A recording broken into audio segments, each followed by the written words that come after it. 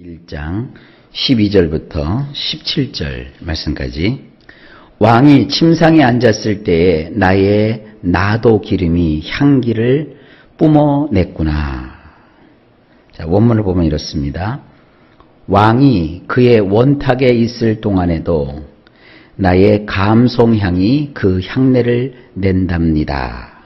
이거는요, 누가 하는 얘기냐면 여인이 하는 얘기예요. 여인이 자기를 사랑해주는 그 남자, 그 왕을 향해서 그가 고백하는 얘기입니다. 그 왕에 대해서 뭐라고 고백을 하느냐? 왕이 그의 원탁에 있을 동안에도 그 왕 앞에 이렇게 식탁이 놓여 있는데 그 식탁에 이렇게 빙 둘러서 앉을 수 있는 자리가 있다고요. 그러니까 지금 국정을 논의하는 거예요.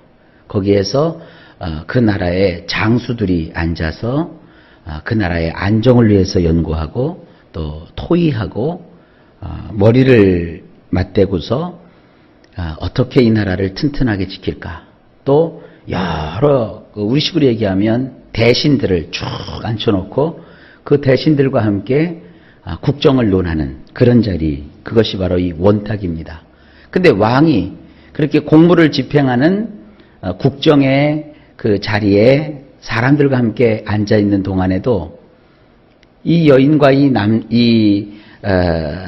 왕과의 사랑이 얼마나 깊으냐 하면 그 여인의 몸에다가 바르는 그 아주 그 진귀한 향이 바로 감송향입니다.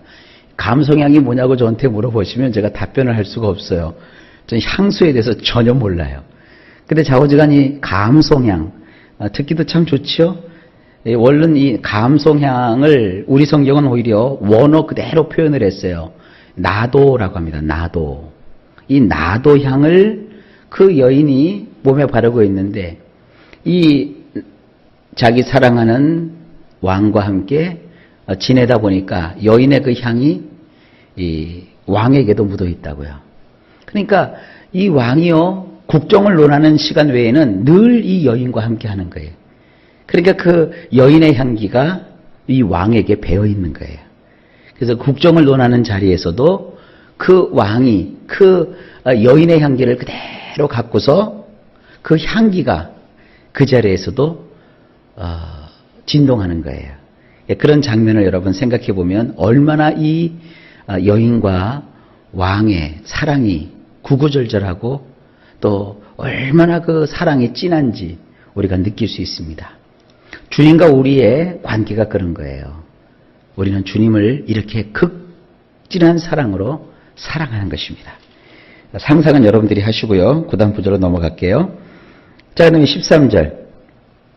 나의 사랑하는 자는 내 품 가운데 모략향 주머니요. 내내 그 여인이 하는 얘기입니다. 나의 품 속에서 밤을 지낸 내가 사랑하는 그 이는 나에게는 모략꾸러미랍니다. 이것도 또 아름다운 표현입니다. 그 국정에 지금 나가서 업무를 수행하고 있는 그 왕이 어젯밤에 이 여인과 함께 밤새도록 함께 있었어요. 그 여인이 고백합니다. 나의 품속에서 밤을 지낸. 이게 지금 제가 아주 점잖게 번역을 했는데 품속이라고 제가 번역을 했는데 이게 원문엔 좀 야하게 돼 있어요. 그 야한 건 제가 얘기하지 않을게요. 그 여인의 그 가슴 속에서 이 남편이 이 남자가 안겨서 밤을 지새웠어요. 내가 사랑하는 그 이는 나에게는 모략꾸러미랍니다. 가만히 생각해 보세요. 사실 그 신분상으로 혹은 이렇게 놓고 객관적으로 보면 왕이 커요, 여인이 커요? 왕이 크죠.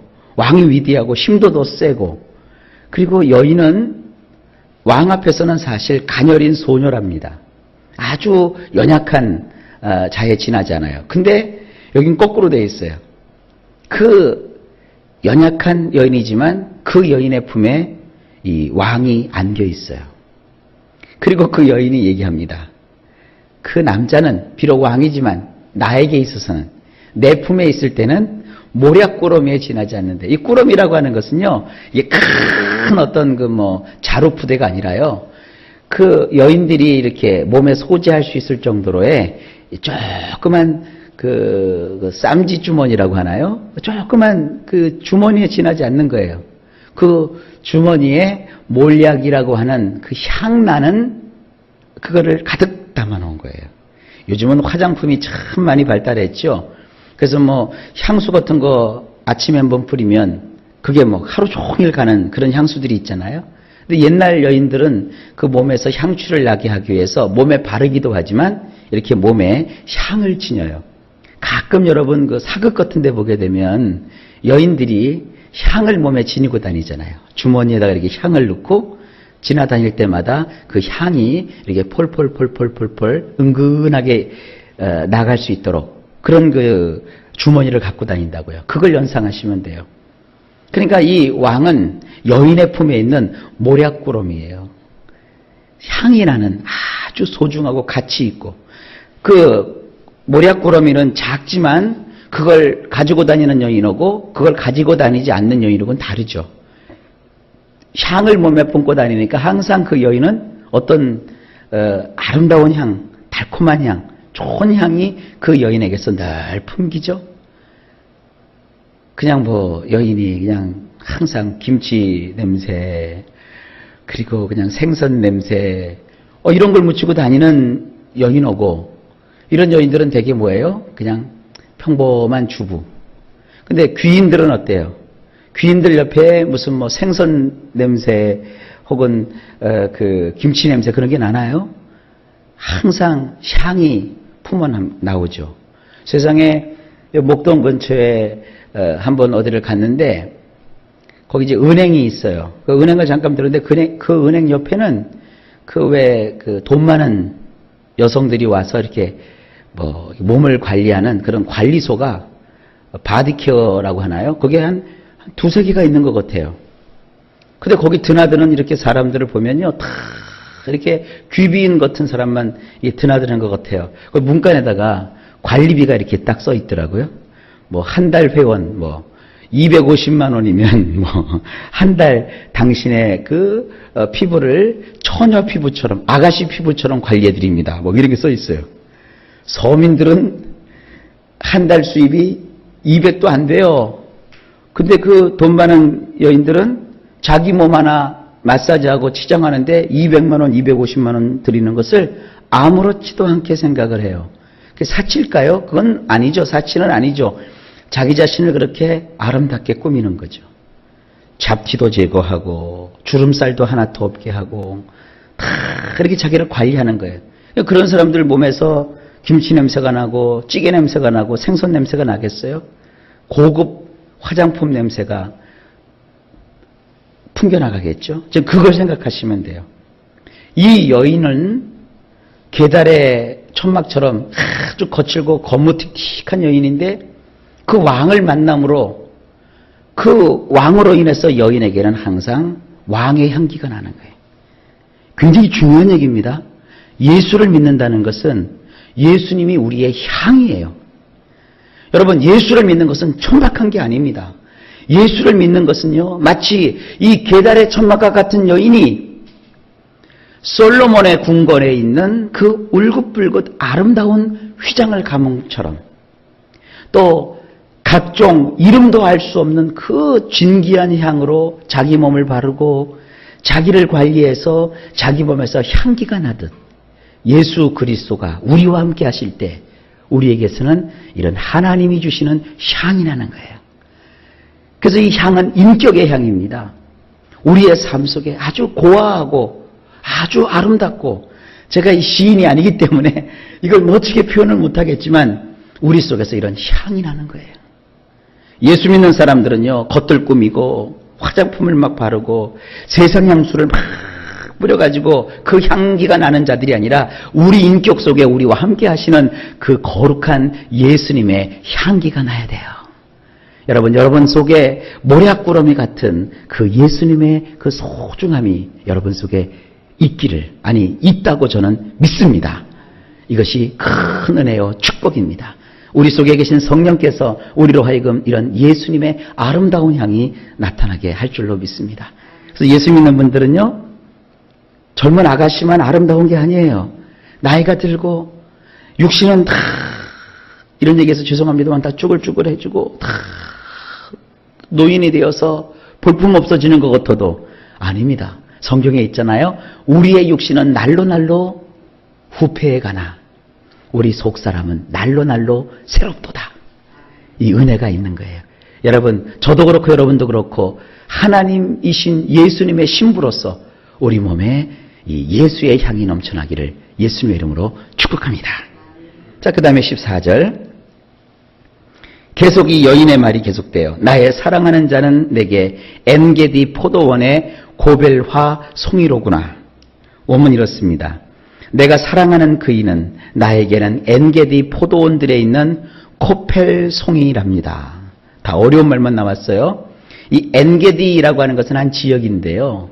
이 엔게디라는 지역에 옛날에 그 다윗이 그 사울에게 쫓겼을 때 이 엔게디 평원에 가서 이 다윗이 숨어 지내기도 했어요.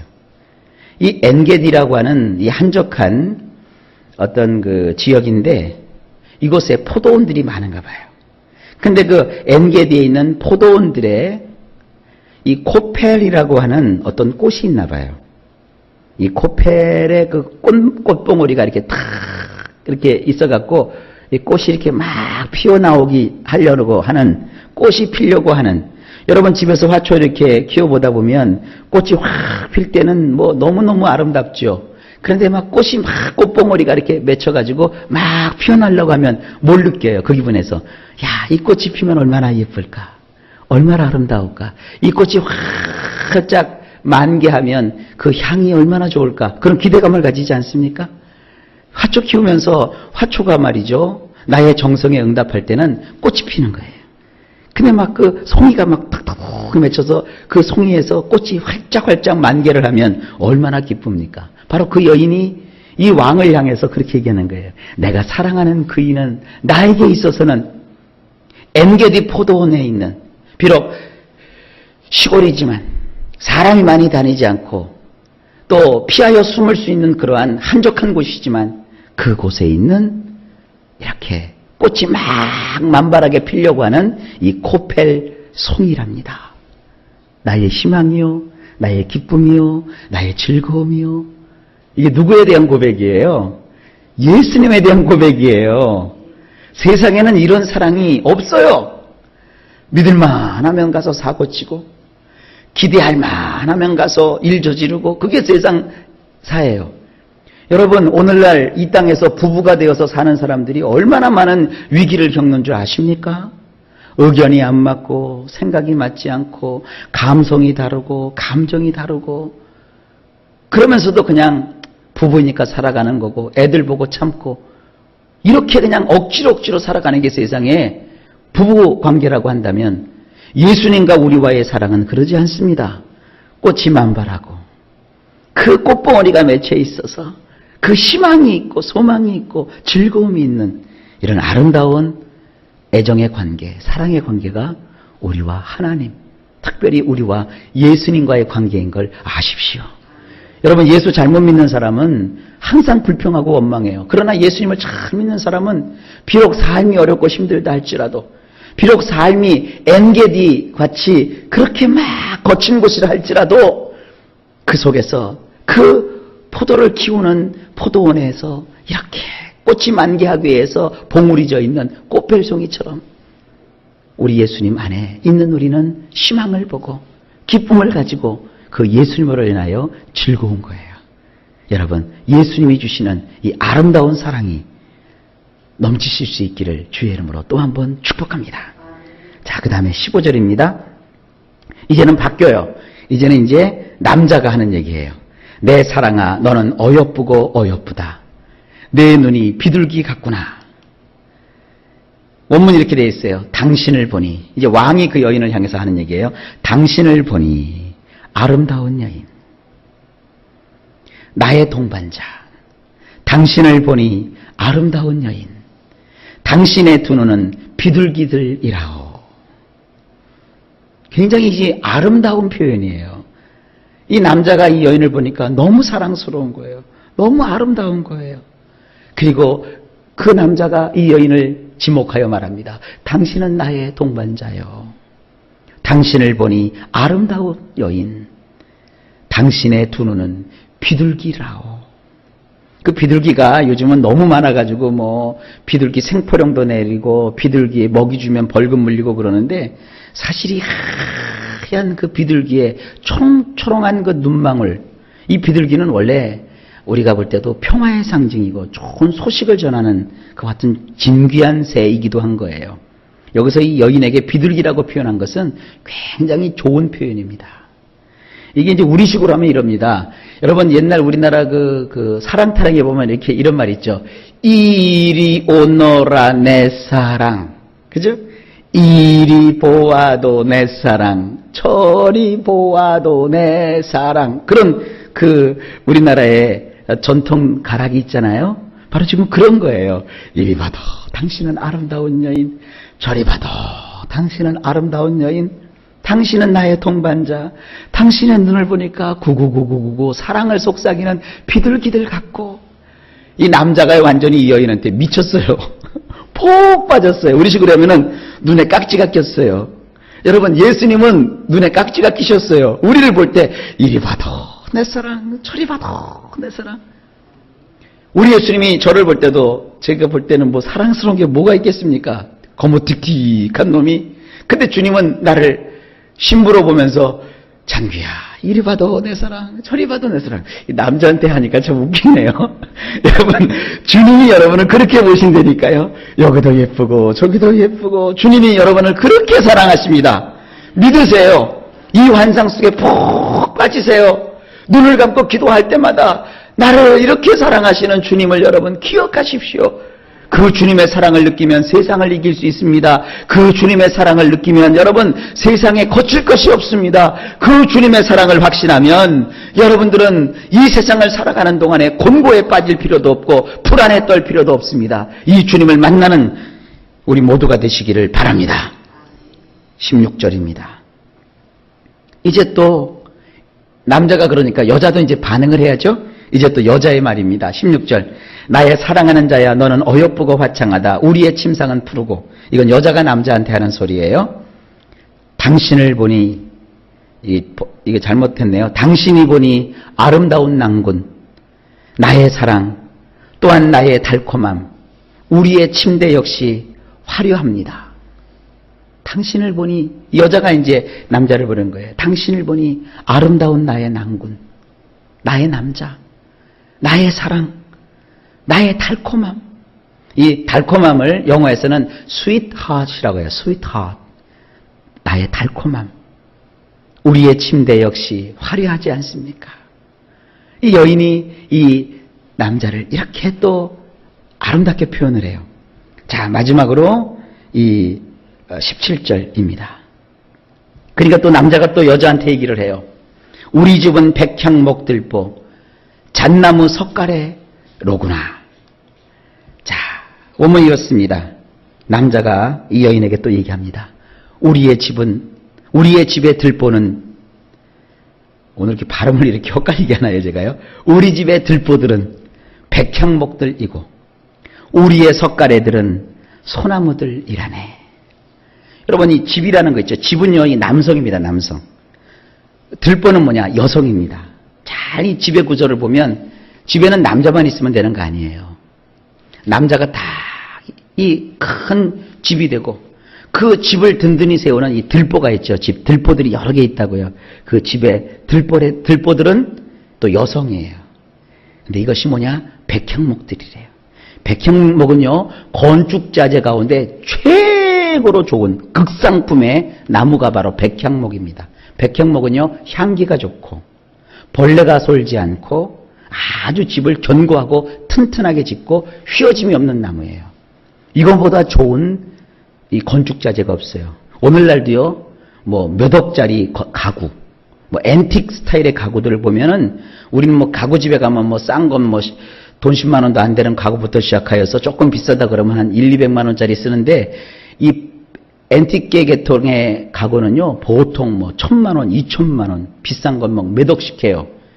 이런 그 고급스러운 가구를 만들 때 쓰이는 나무가 바로 이 백향목입니다. 굉장한 거예요. 우리나라는 오동나무밖에 없죠. 옛날에 이제 장을 만들 때 오동나무 장을 최고로 치는데 이 이스라엘에서는요, 백향목을 최고로 치는 거예요. 근데 이 여인은 집안에 이렇게 튼튼하게 집을 세워주는 들보인데, 무슨 들보냐? 백향목으로 만든 들보라는 거예요. 남자가 여자를 이렇게 얘기하는 거예요. 내가 밖에 가서 행세를 하지만 우리 집안을 든든하게 세워주는 거는 바로 당신밖에 없어. 여러분, 오늘날 여인들이요, 집에서 그 고생을 하면서도 남편의 인정을 받지 못하는 여인들이 참 많아요. 아무리 뭐 밖에서는 미스 코리아 뺨치게 잘생긴 여인이라 해도 남편한테 구박받고 남편한테 사랑을 받지 못하면 남편이 그렇게 하고 다니면 여자는 마음속에 열등의식이 가득해요.